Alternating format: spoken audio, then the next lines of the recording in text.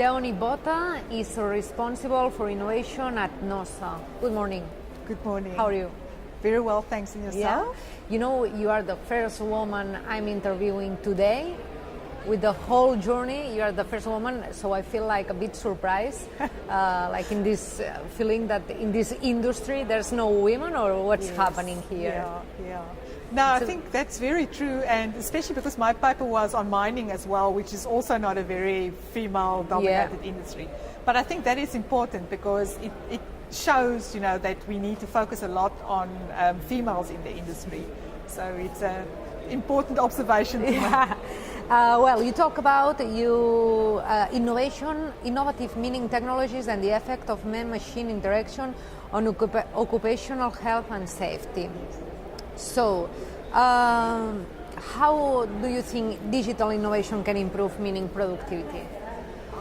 Well, it's very important the fact that one of the key trends, innovation trends within health and safety is the fact that the whole mining industry will become more focused on information and communication technology. But that is quite important because information and communication technology, the impact thereof on work is often neglected, and that's got huge opportunities and challenges for occupational health and safety. You know, if you look at the mechanization of mines, then that will have a big effect on the skills level of individuals, and we need to prepare ourselves for mines that will be more mechanized. So that is quite important in safety. And then also I focused a lot on the importance of simulated workplaces and virtual reality in the mining industry. So the mining industry is definitely a core focus for NOSA and also for our partner company here in South America, which is HSEQ Camera Consulting. So they partner with NOSA and they are our partners in Latin America. What do you see as the main barriers to the mining industry?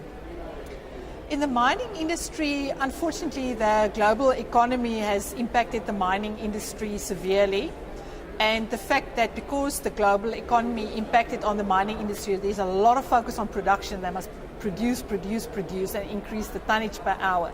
But on the other hand, we're neglecting safety. You know, so one of the key challenges would for us be to keep safety and production aligned with each other and not lose focus on any of the two, because they're equally important. Well, you said a little bit, but how do you think these obstacles can be overcome?